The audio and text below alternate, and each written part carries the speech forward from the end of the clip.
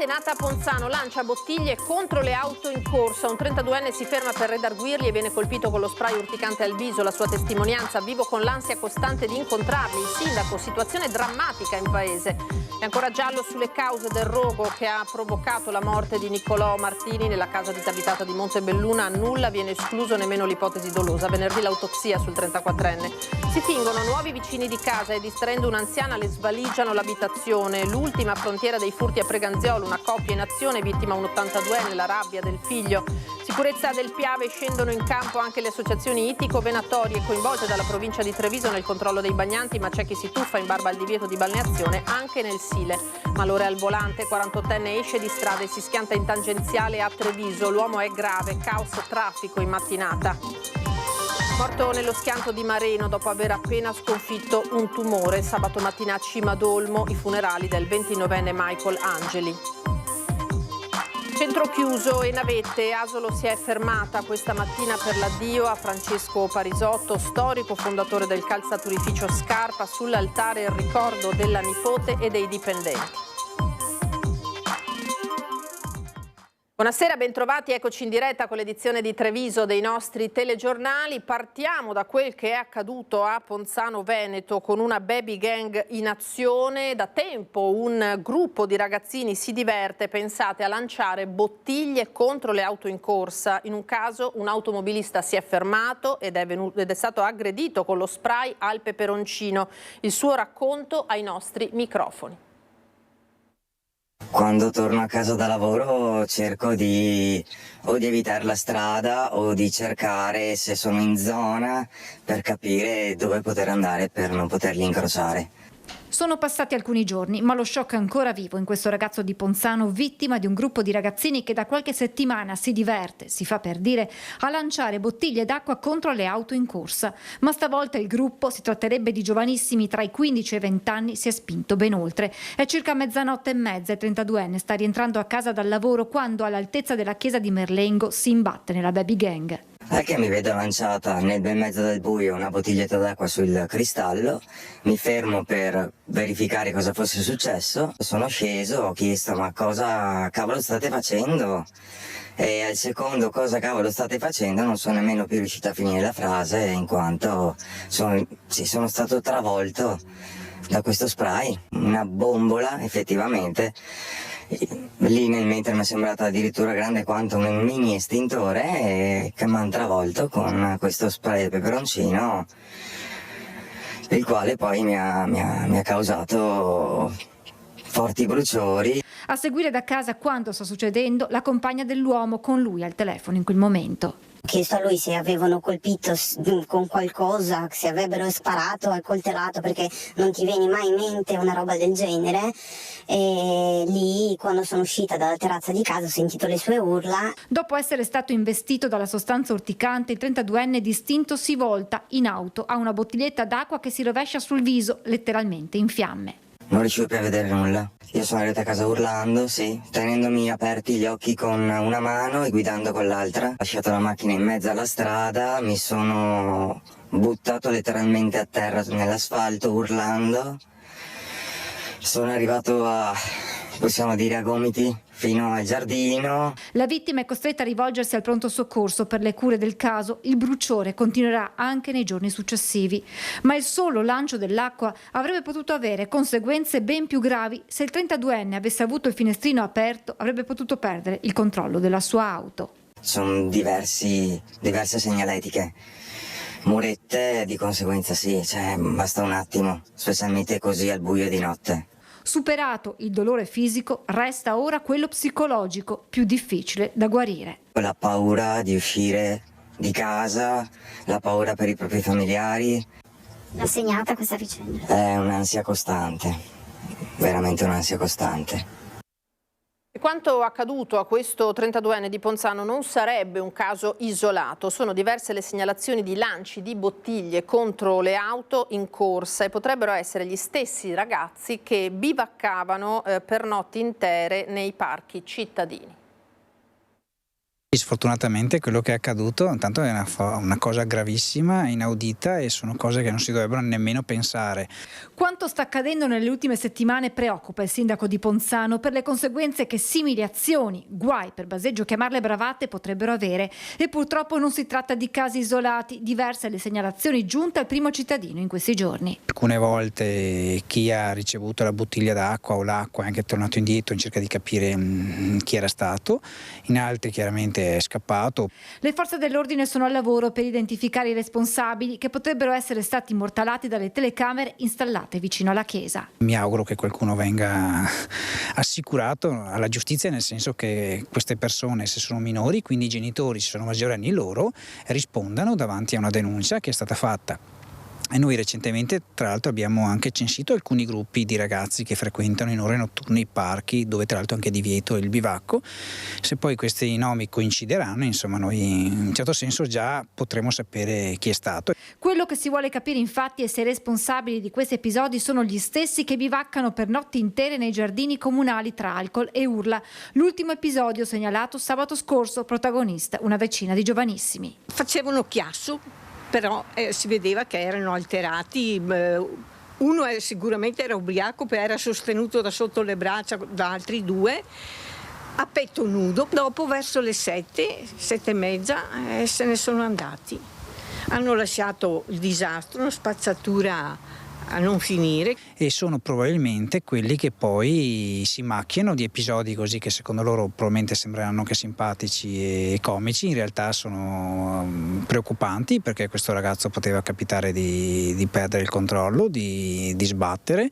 Per i responsabili potrebbero scattare denunce, mentre il sindaco pensa un lavoro socialmente utile è ciò che si meritano, almeno nella cura dei parchi. Poi chi fa invece un reato e anche delle lesioni personali risponderà per altre cose. Ma l'ultimo pensiero di Baseggio è rivolto alle famiglie di questi ragazzi. E mi chiedo le famiglie dove stanno, perché avere un ragazzo che torna a casa alle 7 di mattina, io credo che manchi qualcosa in questa società. Anche la fiducia, e forse bisogna cominciare anche a non fidarsi totalmente dei propri figli. Quello che sta accadendo in questa comunità, probabilmente anche nelle altre, come avviene a Treviso, è drammatico, pericoloso e dobbiamo agire come società.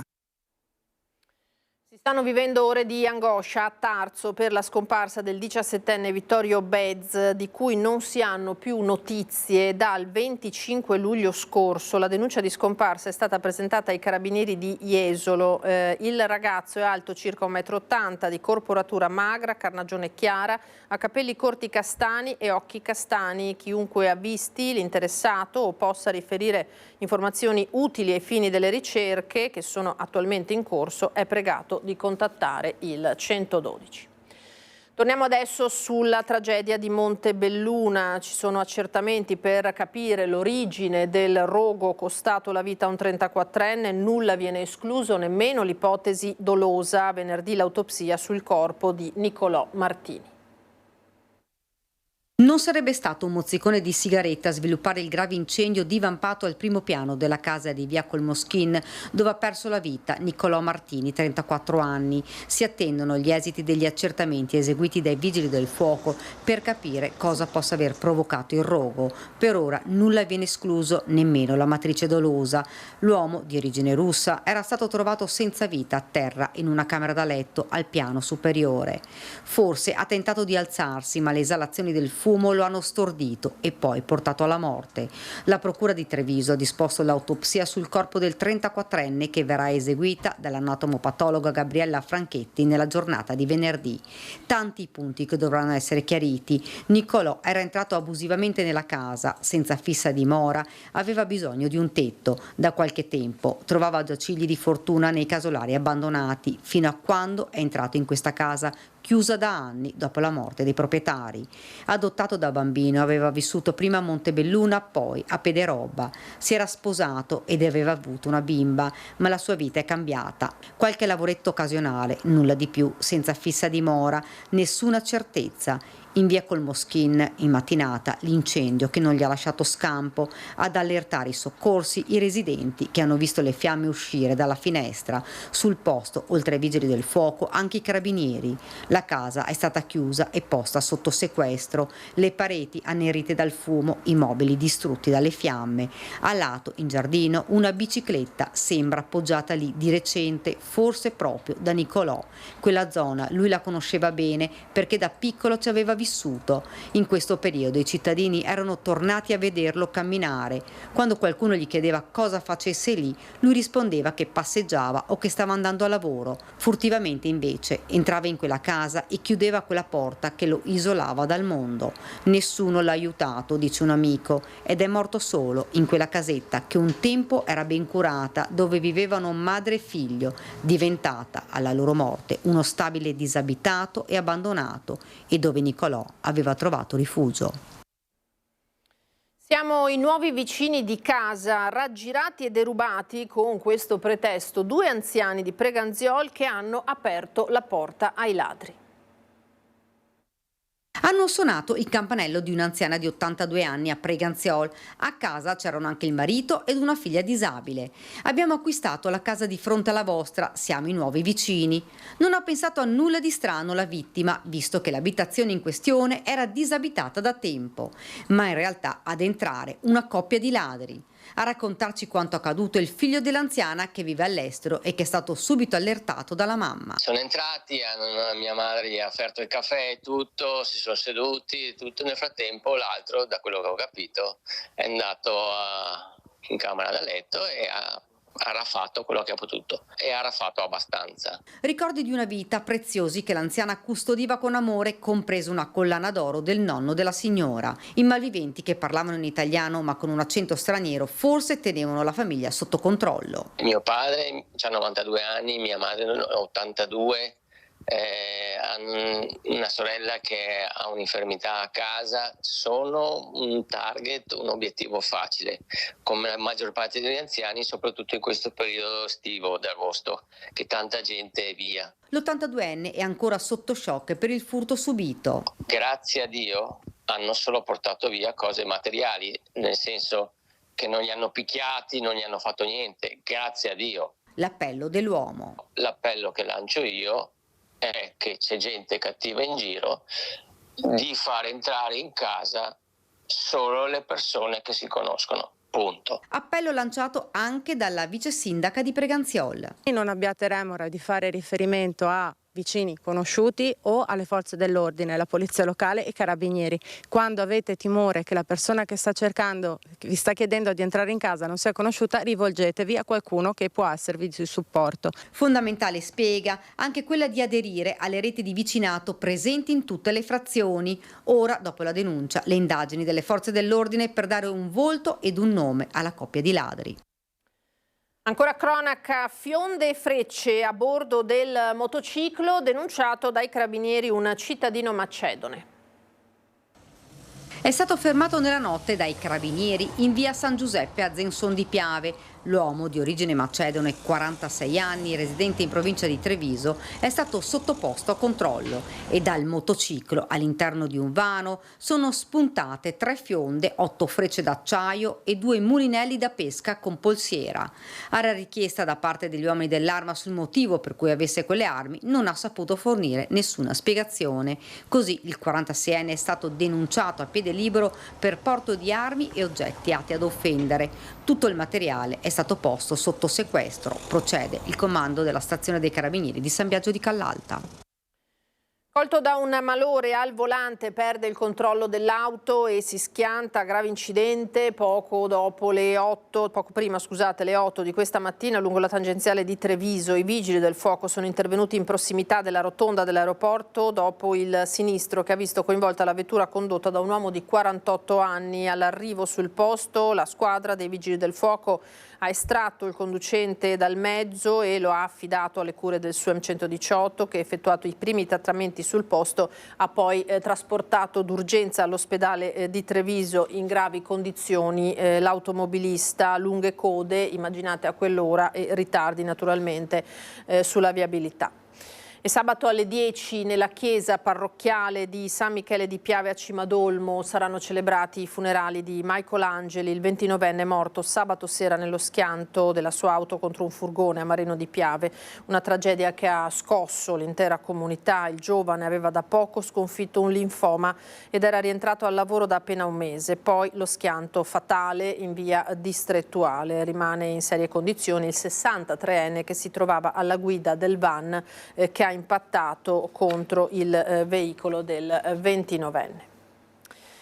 Parliamo della sicurezza del Piave, adesso torniamo a parlarne visto che mancano anche pochi giorni al Ferragosto. Scendono in campo anche le associazioni ittico-venatorie coinvolte dalla provincia di Treviso nel controllo dei bagnanti dopo i 3 decessi che si sono registrati nel fiume tra la Marca e il Bellunese, ma c'è chi si tuffa in barba al divieto di balneazione anche nel Sile.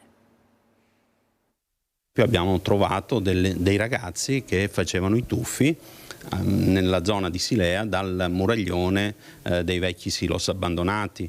Non solo il Piave, anche nel Sile ci sono ragazzi che si tuffano senza considerare la pericolosità del fiume, ricco in questo caso di alghe che possono intralciare il ritorno in superficie. Lo spunto arriva dalla FIPSAS, la Federazione Italiana Pesca Sportiva, una delle associazioni ittico-venatorie a cui la provincia ha chiesto di collaborare alla campagna di sensibilizzazione sui rischi del Piave dopo l'annegamento il 18 giugno a Fagarè di un 21enne e quello di una bambina di 9 anni 10 giorni dopo a Pederobba. Ma anche dopo il tragico incidente occorso a metà luglio Lentiai nel Bellunese a una 15enne rimasta schiacciata da un masso. I fiumi non sono balneabili, la norma è chiara, ma Ferragosto è alle porte, come pure il caldo intenso, e ogni contributo può essere prezioso per evitare nuovi drammi. Di avere queste risorse che pattugliano, fra virgolette, il Piave e che passino un messaggio di sensibilizzazione ci sembra essere un veicolo da poter sfruttare.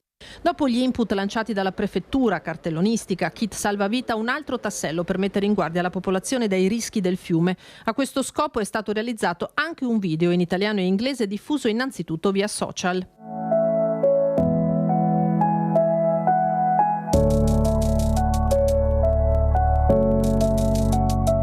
Le 3 associazioni coinvolte sono pronte a mettere in campo in totale oltre 200 operatori sotto il coordinamento delle guardie provinciali. Un primo incontro per pianificare come organizzare questa forma di controllo è previsto nelle prossime ore. I volontari non avranno potere sanzionatorio, di contro dovranno essere pronti a gestire eventuali reazioni scomposte dei bagnanti. Facciamo dei corsi di aggiornamento con la nostra vigilanza e tutti quanti devono comportarsi in un determinato modo. Hanno una divisa e sono dei pubblici ufficiali. Di conseguenza si comportano in un modo, loro parlano e basta, non intervengono. Attualmente giriamo e poi chiamiamo chi di dovere. Le associazioni hanno chiesto infine anche del materiale informativo multilingue da distribuire a chi frequenta il Piave. Non c'è conoscenza del Piave perché magari ci sono anche altre realtà al di fuori dei trevigiani che non conoscono le problematiche e le difficoltà che ha il Piave nei confronti delle persone che magari o poco capaci di nuotare o comunque che non conoscono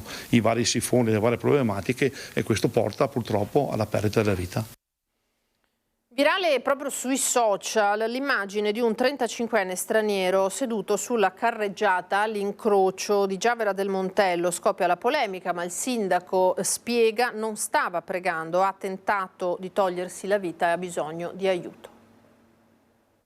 Stava piangendo in mezzo alla persona. Si era messo su questo incrocio di Giavera del Montello il 35enne indiano che minacciava di suicidarsi e non stava pregando, come è stato detto e scritto sui social, ma stava piangendo quando è arrivato il sindaco del paese a prendere in mano la situazione. Hanno chiamato me, io sono intervenuto subito, insomma l'ho convinto a spostarsi dalla strada e capire cosa stava succedendo. Insomma. Un giovane con vari problemi di dipendenza alle spalle, con 2 figli piccoli in India, che cercava solamente attenzione e aiuto, non riuscendo ad avere dei farmaci perché non in possesso del permesso di soggiorno. Quello che succede è seguito dai servizi sociali che stanno mettendo un progetto, ne ho parlato anche con loro e adesso stanno vedendo l'iter per capire come risolvere la questione, che è molto drammatica, e qua anche noi sindaci, se posso dire, siamo in difficoltà ad andare a risolvere queste situazioni perché sono in un limbo in cui non abbiamo operatività ma non abbiamo gli strumenti anche per risolvere a livello definitivo, insomma. Il giovane è stato ricoverato e poi dimesso, come già successo altre volte. Il problema, ribadisce il sindaco, non è tanto poi se stesse piangendo o pregando, ma che il problema venga risolto con provvedimenti strutturali e non emergenziali. Che bisogna avere una modalità strutturata e dare una mano a noi amministratori a fare le cose fatte bene e mettere in sicurezza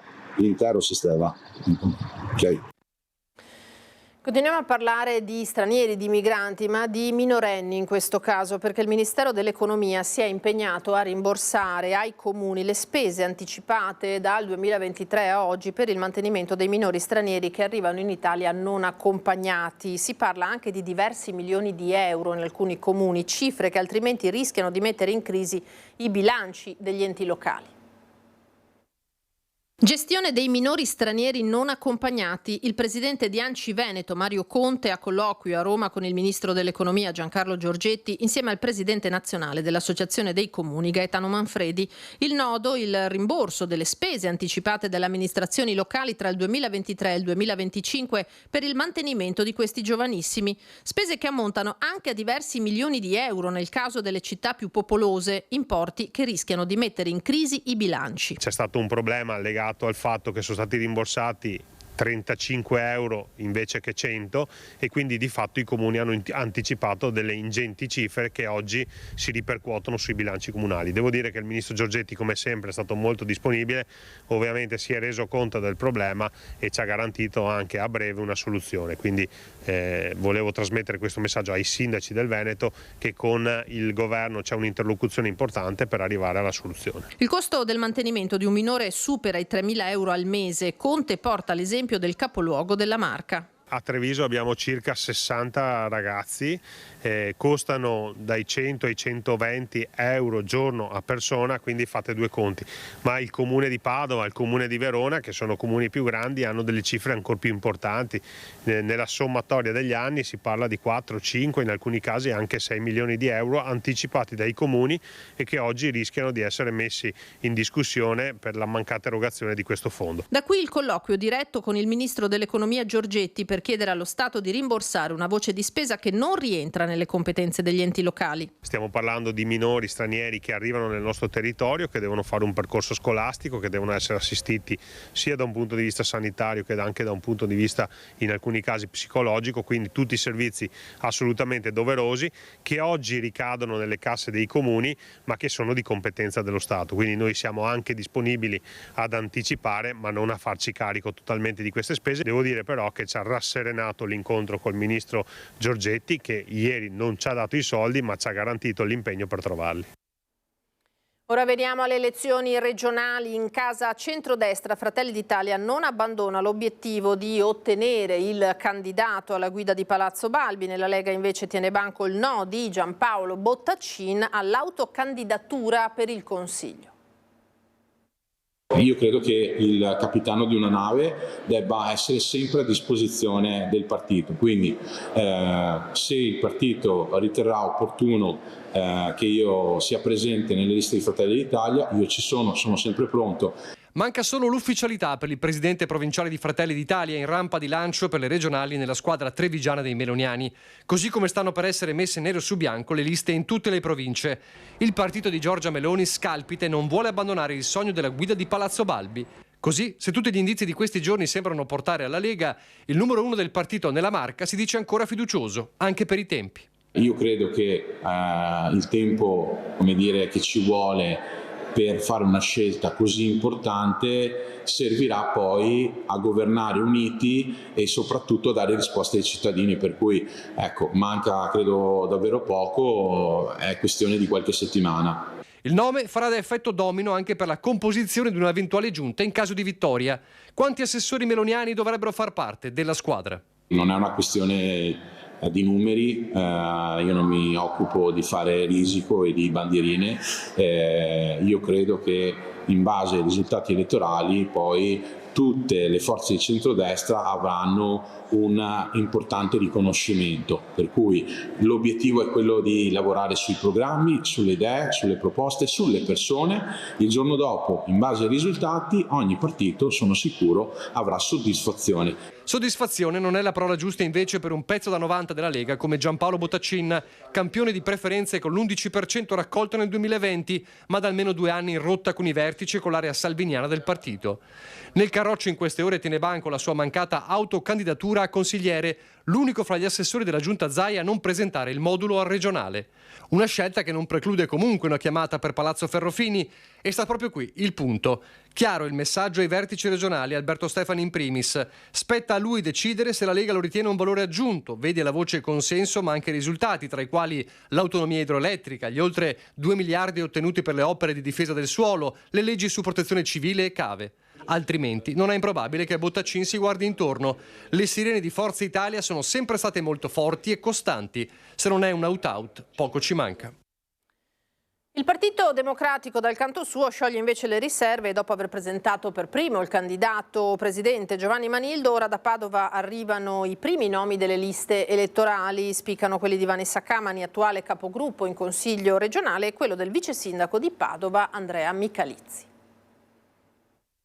Per noi, per il Partito Democratico, per il centro-sinistra, per Giovanni Manildo, le elezioni regionali sono una cosa seria. Vedendo il dibattito che fanno quelli del centrodestra, infatti, più che un appuntamento fondamentale per la democrazia della nostra regione, per i diritti e i doveri dei cittadini del Veneto, sembra un accordicchio di una spartizione di poltrone che devono arrangiarsi a fare a Roma. Noi invece l'abbiamo detto fin dall'inizio, per noi questo è un appuntamento fondamentale. È diretta Vanessa Camani, noi siamo pronti, dice, e il PD Veneto lancia la sua sfida per le regionali del prossimo autunno. Dopo la direzione provinciale del partito a Padova, ecco i nomi dei candidati che sosterranno la corsa di Giovanni Manildo. Sono stati decisi infatti 8 dei 9 nomi che comporranno le liste provinciali per il Partito Democratico Padovano. Oltre alla capogruppo uscente Vanessa Camani, anche il vice sindaco e assessore Andrea Michalizzi. Mi candido alle elezioni regionali, ringrazio chi mi ha sostenuto e incoraggiato in questa scelta. Lo faccio perché dalla regione si possono fare tante cose importanti per il nostro territorio, per la nostra città e per la nostra provincia. A scendere in campo, oltre ai 2 big, anche la segretaria provinciale ed ex sindaca di Rubano, Sabrina Doni, legata all'area cattolica del partito. Anche un altro ex sindaco sarà presente in lista. Si tratta di Luciano Sguotti, già primo cittadino di Conselve. Non solo amministratori locali però, perché presente in lista anche Virginia Libero, 28 anni, per 7, rappresentante degli studenti in Senato accademico. Intanto noi abbiamo scelto di tentare di fare una lista competitiva raccogliendo le migliori energie e risorse del partito e anche vicino esterne al partito, perché fa parte degli impegni che ci siamo presi, cioè fare una lista che racconti la complessità, la pluralità della nostra comunità politica. Ognuno farà la sua corsa. L'unico dubbio che ora resta è la data delle elezioni che secondo rumors potrebbero essere il 16 o il 23 novembre prossimi. Mentre gli altri non ci dicono ancora quando si voterà, noi siamo pronti. Abbiamo il nostro candidato presidente che ha unito una coalizione molto ampia di centrosinistra. In questi giorni si stanno completando anche le liste nelle circoscrizioni provinciali e per quanto riguarda Padova ho l'orgoglio, l'onere anche di rappresentare e guidare la lista del Partito Democratico nella città di Padova e nella sua provincia. Ora ci fermiamo per qualche istante di pubblicità, torniamo davvero tra pochissimo.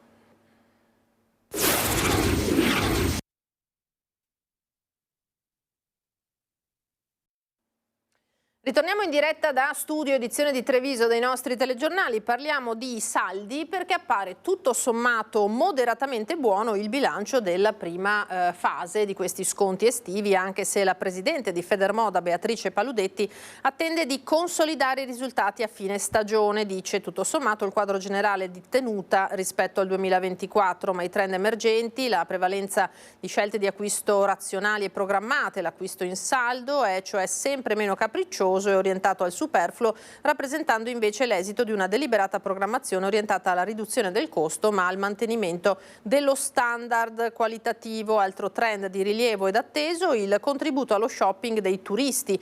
Preoccupano, spiega la Presidente Paludetti, l'impatto invece dei dazi al 15% e la mancata introduzione della tassazione per i colossi internazionali dell'e-commerce per ottenere quel percorso di parità fiscale tanto invocato dalla piccola e media distribuzione.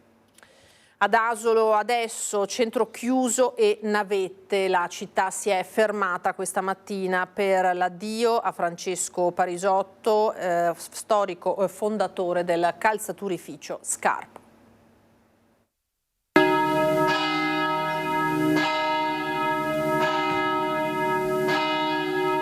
La chiesa è gremita di familiari, parenti, amici, dipendenti e alpini. Quello di Francesco Parisotto ad Asolo è stato l'ultimo saluto ad un uomo stimato e benvoluto da tutta una comunità che si è stretta attorno ad un imprenditore illuminato e concreto, che ha stretto relazioni profonde e fatto conoscere ed espandere un territorio in tutto il mondo. Mio nonno è stato un uomo giusto, saggio, corretto con tutti, senza eccezioni.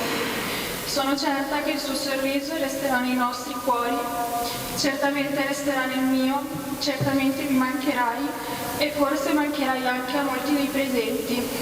Uomini come te hanno scritto la storia industriale del nostro paese. Come nonno hai scritto nel mio cuore la strada per una vita buona, quella che da domani mi piacerebbe scrivere. Grazie, nonno Checco. Un uomo partito da zero, da Coste di Maser, dove era nato, che insieme ai fratelli Luigi e Antonio prima e ai figli Cristina e Sandro poi, ha dato vita ad un'impresa di caratura internazionale, alla quale è rimasto legato fino all'ultimo. Oltre all'imprenditore e al maestro, resterà nel nostro cuore anche l'uomo. Ci commuove ricordarti fuori dal negozio, con un mazzo di rose in mano, pronto a portarle a Teresa. In quel gesto semplice si rifletteva tutto il tuo modo di vivere, con amore, rispetto e dedizione.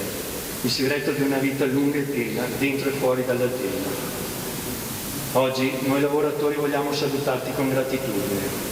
Grazie per averci sempre visti come persone, prima ancora che come dipendenti. Presenti anche imprenditori dello Sport System che sono venuti ad omaggiare un esempio di dedizione e coraggio, come ha ricordato Don Giuseppe nella sua omelia, ricordando i vari passaggi di tutta la storia di Francesco. Egli ha saputo cogliere delle opportunità, ma anche ha dato opportunità. Tanto lavoro, responsabilità, coscienza per il lavoro ben fatto, ma anche con relazioni, abbiamo sentito, con le persone, relazioni vive, attente, sincere e pronto anche ad affrontare le sfide della modernizzazione.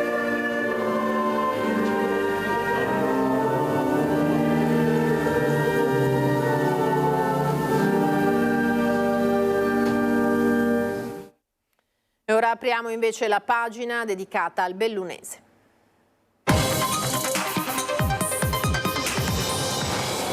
E cominciamo con le buone nuove per turisti e residenti, perché le chiusure notturne della statale 51 di Alemagna stanno per terminare. Strada statale 51 di Alemagna, riunione finale per il, si spera, rush definitivo. Il vertice svoltosi in prefettura ha deciso. Risultato positivo perché domani ci sarà un test in loco per capire la connessione anche proprio del sistema tra la sala operativa di ANAS e il sistema che abbiamo installato come provincia di Belluno. Dopodiché l'idea è quella di aprire per venerdì sera, sempre che non ci siano problemi tecnici, però questo è il nostro obiettivo e l'obiettivo anche di ANAS. Da venerdì dunque, sempre purtroppo tempo permettendo, non ci saranno più chiusure notturne. Il risultato positivo si addivenerà alla stipula di un protocollo già nella serata di domani, dopo il test sul sistema che è stato installato dalla provincia d'intesa con ANAS. Ultime ore, da qui alla riapertura, utili e necessarie per gli ultimi test. Dopo le frane di Cancia e di Croda Marcora, le chiusure si sono susseguite. Con la prospettata riapertura a San Vito di Cadore si tira un sospiro di sollievo.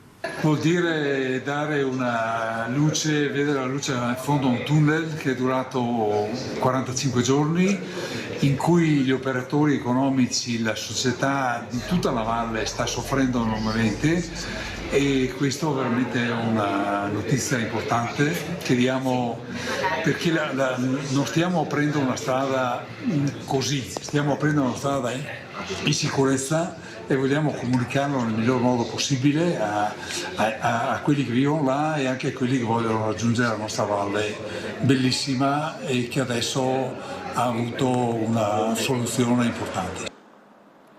Ancora cronaca, manovra errata, l'auto cade nella rampa del garage. Il singolare incidente a Domegge di Cadore con 2 feriti, ecco le quali immagini. L'intervento dei vigili del fuoco con una gru ha permesso di recuperare il mezzo ed estrarre dall'abitacolo l'uomo alla guida e la donna che si trovava con lui. Per loro lesioni lievi, sul posto anche i carabinieri. A Belluno in furia la polemica per il trasloco temporaneo della base di Falco 2 dall'aeroporto a Pieve di Cadore per la concomitante manifestazione internazionale di paracadutismo.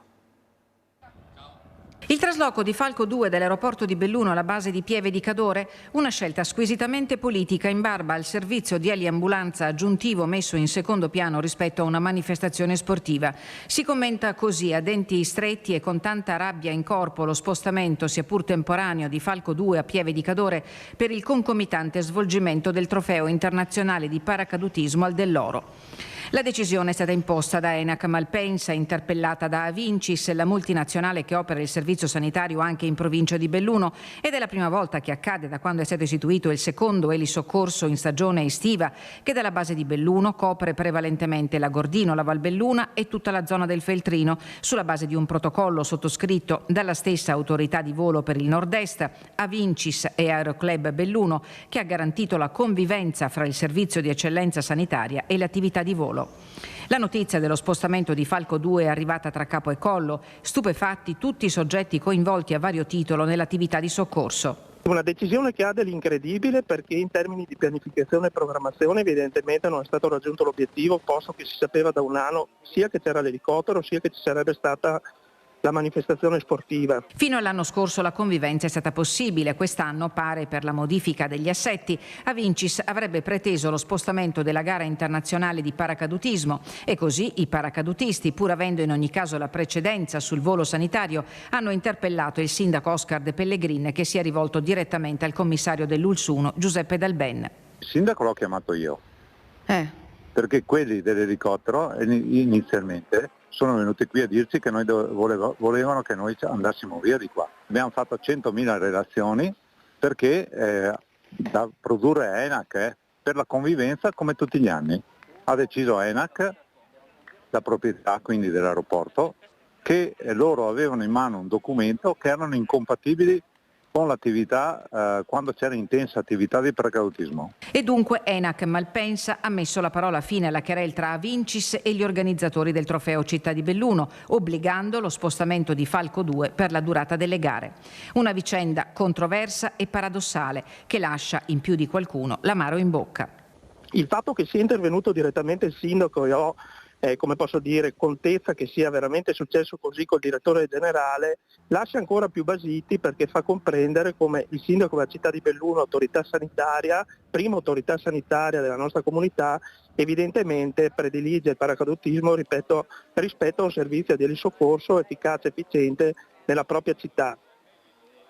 Ed è proprio di questi minuti un aggiornamento su questo caso, perché ci arriva la notizia della decisione dell'ULS di lasciare a Belluno l'elicottero Falco 2 che sosterrà al San Martino e non alla base EMS di Pieve di Cadore. Evidentemente c'è stato un ripensamento e allora è andata poi questa vicenda a finire così.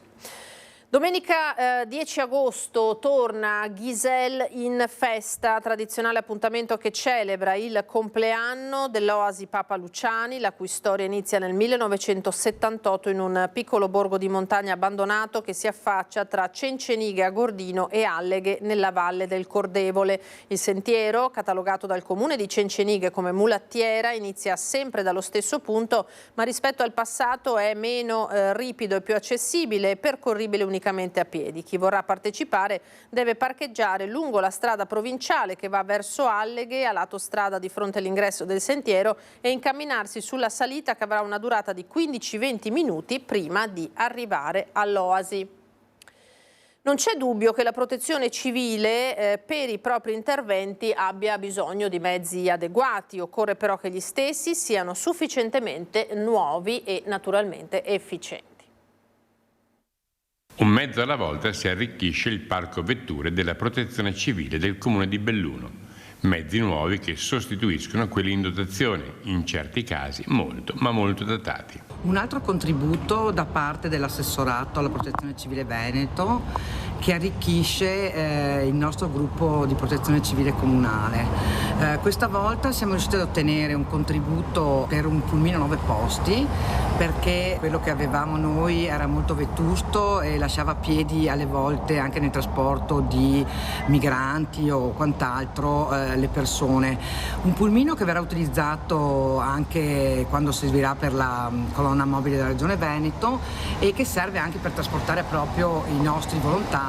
Molti gli usi possibili di quello che sarà il nuovo mezzo della Protezione Civile bellunese, con un espresso ringraziamento che Bellunese si occupa di protezione civile come l'assessore regionale Giampaolo Bottaccini. La protezione civile del comune si è arricchita in questi 3 anni e a memoria potrei dire che sono arrivati circa 200.000 euro.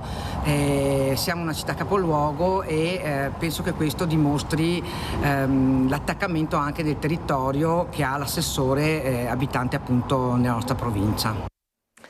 Questa edizione del nostro telegiornale termina qui, a me non rimane che lasciarvi alle previsioni del tempo e augurarvi una buona serata. Arrivederci.